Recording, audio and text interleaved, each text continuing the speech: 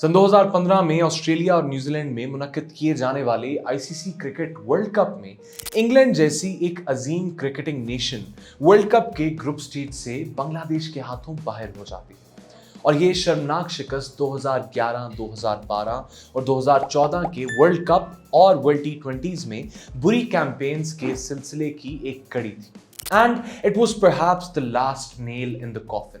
ECB ने 2015 की इस परफॉर्मेंस के बाद वंस एंड फॉर ऑल बोल दिया, अरे बस कर भाई, अब पागल कर दिया, पीछे छोड़ दे। और ईसीबी ने अपना पूरे का पूरा क्रिकेट मॉडल ही तब्दील कर दिया। फर्स्ट क्लास लेवल पर 4-डे मैचेस को 3-डे मैचेस में तब्दील किया गया और फटा विकेट्स बनाई गई इंग्लिश क्रिकेट को तेज करने के लिए। और पूरे के पूरे डोमेस्टिक सर्किट में, ट्रेनिंग में, कोचिंग प्रोसेसेस में हिट आउट और गेट आउट क्रिकेट का रूल नाफिज करना शुरू कर दिया। और इंग्लैंड क्रिकेट के इस इनकलाब की सरबराही की कैप्टन फैंटास्टिक ओवेन मॉर्गन ने और इसकी सरपरस्ती की इंग्लैंड के मैनेजिंग डायरेक्टर और साबिक टेस्ट कैप्टन एंड्रयू स्ट्रॉस ने, जो मई 2015 में अपनी अपॉइंटमेंट के बाद से इस बात पर मुनहसर थे कि इंग्लैंड क्रिकेट माजी की गलतियां दोबारा नहीं दोहराएगी। And sure enough that is what happened. 2015 में 280 के टारगेट्स चेज ना करने वाली इंग्लैंड टीम ने 2016 के अंदर पाकिस्तान को वनडे की तारीख का हाईएस्ट स्कोर 444 मारा और फिर अपने ही रिकॉर्ड को 2018 में ऑस्ट्रेलिया के खिलाफ 481 मारकर तोड़ दिया। England cricket had been completely revolutionised और इस रेवोल्यूशन के नतीजे में 2019 का वर्ल्ड कप और 2022 का वर्ल्ड टी20 उनके एम्प्टी ट्रॉफी कैबिनेट का हिस्सा बना। हालांकि 2022 के वर्ल्ड टी20 ने हम पाकिस्तानियों के दिलों पर बहुत छुरियां चलाई, लेकिन ये इंग्लैंड क्रिकेट के लिए एक क्राउनिंग ज्वेल था।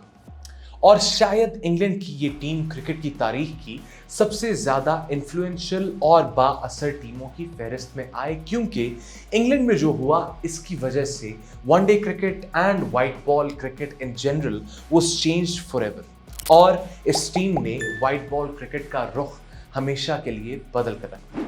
आई am Abdul Ahad and you are watching uncut explained World Cup addition.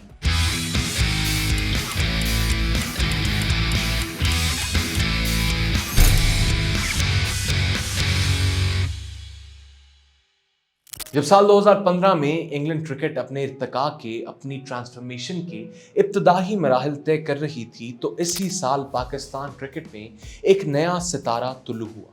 एक सिंपल सी कन्वेंशनल टेक्निक का हामिल नौजवान बाबर आजम जिम्बाब्वे के खिलाफ अपना इंटरनेशनल डेब्यू कर रहा है। और उस वक्त किसी को इस बात का अंदाजा नहीं था कि this timid kid would transform himself into a generational talent.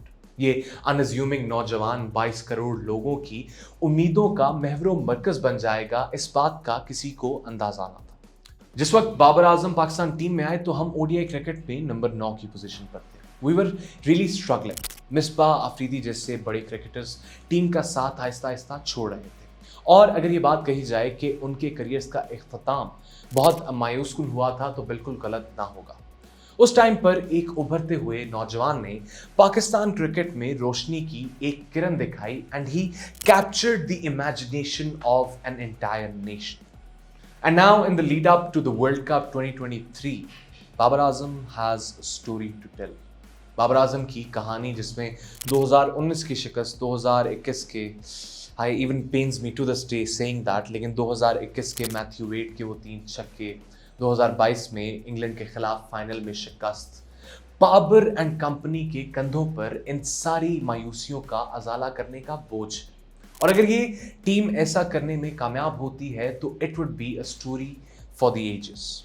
And talking about great stories to tell, Bharat के क्रिकेटिंग लेजेंड्स विराट कोहली और रोहित शर्मा के करियर्स का शायद ये आखिरी वर्ल्ड कप होगा। और विराट कोहली के ऊपर भारत में आईसीसी टूर्नामेंट्स में चोक कर जाने का इल्ज़ाम बहुत अरसे से। 2015 में उनकी टीम सेमीफाइनल में बाहर हुई, 2019 में उनकी टीम सेमीफाइनल में बाहर हुई, 2016 के वर्ल्ड टी20 में उनकी टीम सेमीफाइनल से बाहर हुई। सो इस तरह के स्टेजेस पे, एंड ऑफ कोर्स 2017 में पाकिस्तान खिलाफ चैंपियंस ट्रॉफी का फाइनल हारना इंडिया का, all of these things pointed towards the fact कि India, despite being one of the major forces in international cricket, tournaments में जाकर इंडिया जॉब को फिनिश नहीं कर पाती और आखिरी मोमेंट पे आके, क्रंच मोमेंट्स पे आकर चोक कर जाती है। हम अगर एज अ क्रिकेट फैन देखें, and me personally as a Kohli fan, एक ऑल टाइम ग्रेट प्लेयर के करियर का इख्तिताम अगर वर्ल्ड कप की फतेह पर हो तो this story would be one for the history books as well. This World Cup is filled with potentially great stories. New Zealand के केन विलियमसन ने क्रिकेट की दुनिया में जितने दुख देखे हैं शायद ही किसी और ने देखे हों। फाइनल्स और सेमीफाइनल्स की एक दुख भरी दास्तान ने केन विलियमसन की कहानी को एक ऐसा प्लेटफॉर्म दिया है कि अगर केन विलियमसन की टीम ये वर्ल्ड कप जीतने में कामयाब होती है तो केन विलियमसन की कहानी का भी कोई सानी ना होगा।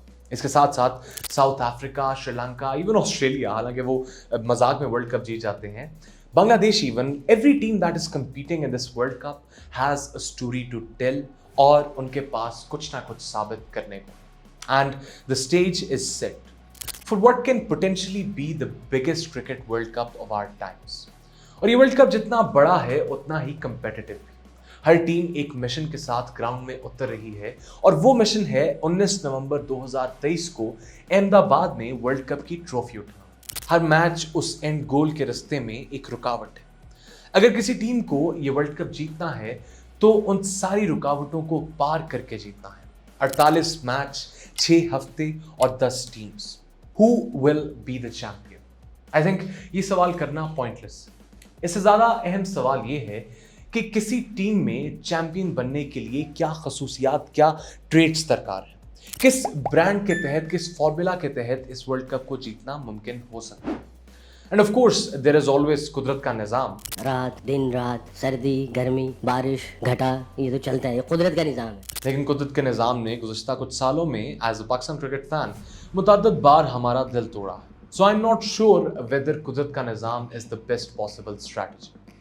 वीडियो के आगाज में मैंने इंग्लैंड क्रिकेट की मिसाल दी। उनका प्लेइंग स्टाइल इस वक्त वाइट बॉल क्रिकेट का सिग्नेचर स्टाइल बन चुका है। मैच की पहली गेंद से आखिरी गेंद तक एक्सेलरेटर पर पांव, हाई इंटेंसिटी, तेज रफ्तार cricket, these are traits associated with white ball cricket nowadays. लेकिन इस फलसफे से क्रिकेट खेलने का हमेशा एक ऑब्वियस रिस्क भी रहता है। इस वक्त श्रीलंका, भारत, ऑस्ट्रेलिया समेत बहुत सी टीमें इसी मेथोडोलॉजी के मुताबिक क्रिकेट खेल रही हैं। इसके बरक्स एक दूसरा स्कूल ऑफ थॉट, थोड़ा आउटडेटेड, थोड़ा पुराना स्कूल ऑफ थॉट है, जो कन्वेंशनल और प्योर क्रिकेट के ज्यादा करीब तर है, जिसमें आप आराम से, एहतियात से एक प्लेटफॉर्म सेट करते हैं और गेम को डीप लेकर जाते हैं, विकेटें हाथ पे रखकर इनिंग्स के एंड पर लॉन्च करते हैं। This is a style of cricket जिससे हम एज पाकिस्तान क्रिकेट फैंस ज्यादा आगाह होंगे, क्योंकि हम लोग इस तर्ज की क्रिकेट खास तौर पर वनडे फॉर्मेट में आज तक खेल रहे हैं, when it is a dying philosophy. ये मेथोडोलॉजी मरती जा रही है, और of course there are exceptions, लेकिन पाकिस्तान क्रिकेट टीम की वनडे में मोर और लेस यही अप्रोच है। तो इस वर्ल्ड कप में मुकाबला महज टीमों के दरमियान नहीं है, बल्कि क्रिकेट के इन दो फलसफों के माबैन भी है।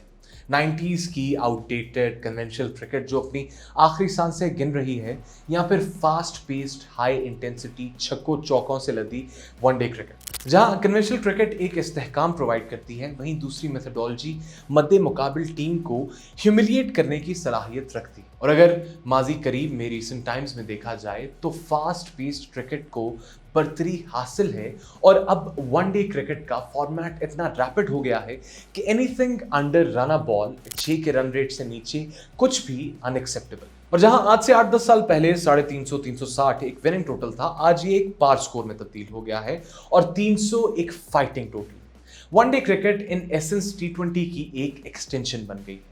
स्कोरिंग रेट्स के साथ साथ गेम के मुख्तलिफ फेजेस को सही तरीके से इस्तेमाल करना भी लाजिम हो गया है, और इसमें सबसे अहम फेज है मिडल ओवर्स का, स्पेसिफिकली 20वें ओवर से लेके 30वें ओवर तक का फेज। और अगर इसे थोड़ा ब्रॉड पर्सपेक्टिव से देखें तो 15वें ओवर से लेकर 40वें ओवर तक का दौरानिया अब एक वनडे इनिंग्स के बिल्डअप में बहुत ज़रूरी हो गया है। बॉलिंग टीम्स की कोशिश होती है कि इस दौरानिया में रेगुलरली विकेट्स लेना और अपने अटैकिंग बॉलर्स को इस्तेमाल करना। इसके बरक्स बैटिंग टीम्स का ऑब्जेक्टिव दरमियान के ओवर्स में विकेटें गंवाए बगैर तेज रफ्तार से स्कोर करना होता है। वनडे के फॉर्मेट में दरमियान के ओवर्स यानी power play 2 is the time जो किसी टीम की कंफर्टेबल जीत और एक दर्दनाक शिकस्त के दरमियान का फर्क साबित हो सकता है। अभी तक तो हमने जो फॉर्मूला एस्टैब्लिश किया है ये बहुत जेनेरिक है, जो कि वर्ल्ड कप 2023 के कॉन्टेक्स्ट में बहुत आसानी से अप्लाई होता है, लेकिन इसके साथ साथ कंडीशंस को मद्देनजर रखना भी बहुत ज़रूरी है। भारत की वाइट बॉल क्रिकेट में पिचेस जनरली बैटिंग के फेवर में हैं, और क्योंकि मैचेस डे नाइट हैं तो शाम के वक्त अंडर लाइट्स जनरली बैटिंग ज़्यादा आसान होती है, तो कोई भी टोटल चेज करना मुमकिन है, जिसकी मिसाल टूर्नामेंट के बिल्कुल आगाज में पाकिस्तान ने श्रीलंका के खिलाफ कायम कर दी है कि if you take the game deep and have a very disciplined approach about it, any total is chaseable. लेकिन जहाँ भारत की कंडीशंस बैटिंग के लिए साजगार हैं, वहीं जैसे जैसे टूर्नामेंट प्रोग्रेस करता जाएगा और पिचेस एग्जॉस्ट होती जाएंगी, स्पिन का किरदार मजीद अहम साबित होगा, और जिस टीम के पास अटैकिंग स्पिन ऑप्शंस होंगे उनको यकीनन एज हासिल होगा। इस वक्त बदकिस्मती से पाकिस्तान का स्पिन अटैक बहुत अच्छी शेप में नहीं है। इसके बरक्स न्यूजीलैंड और भारत जैसी टीमें अपने स्पिन अटैक में बहुत पोटेंसी रखती हैं।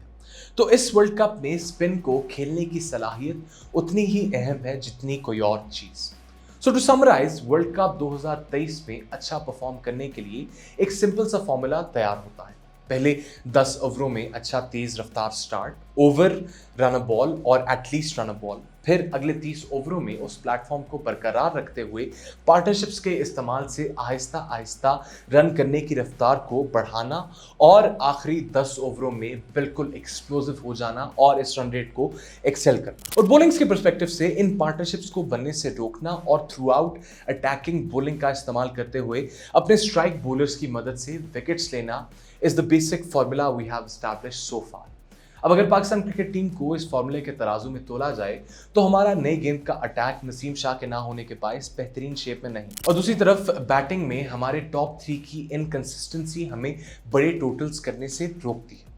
बॉलिंग में दरमियान के ओवर्स में हमारा स्पिन अटैक टीमों को रिस्ट्रिक्ट करने में नाकाम हो रहा है, और बैटिंग में जहां मिडिल ऑर्डर ने कुछ ग्लिमर ऑफ होप दिखाई है, वहीं शुरू में प्लेटफॉर्म सेट ना होने के बायस हमारे दरमियान के ओवर्स हमेशा रिकवरी में गुजर जाते हैं, और एंड पर रन्स करने का बहुत ज़्यादा प्रेशर टीम को मफलूज कर सकता है। Going into this weekend, Pakistan cricket team के सामने शायद सबसे बड़ा चैलेंज इनविंसिबल भारत को फेस करना, जो ऑन पेपर इस वर्ल्ड कप की सबसे मजबूत टीम है और होम ग्राउंड एडवांटेज के साथ मजबूत तर हो गई है।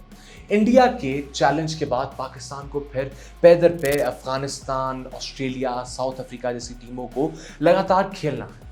And as we have learned in the past के टूर्नामेंट्स में मोमेंटम, रवानी एक बहुत अहम चीज़ होती है। इसलिए पाकिस्तान और भारत का ये टाकरा जहां अपने आप में एक राइवलरी के तौर पर बहुत अहम है, वहीं इस मैच से पाकिस्तान के बाकी वर्ल्ड कप के सफ़र का तयन भी हो सकता है।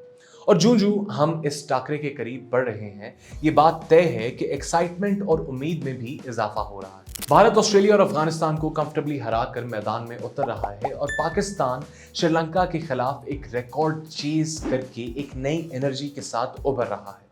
And the whole cricketing world is watching this match. अब वर्ल्ड कप कौन जीतता है कौन नहीं, ये बहुत दूर की बात है। आई वुड होप कि पाकिस्तान जीते, because we have a good story to tell. लेकिन जो भी जीते, एक बात तो तय है कि जीतने वाले की कहानी क्रिकेट की तारीख में सुनहरे अल्फाज में रकम की जाएगी, क्योंकि ये वर्ल्ड कप क्रिकेट के इर्तिका के एक ऐसे मरहले पर आया है जहां cricket will and can never be the same, and may the best story win.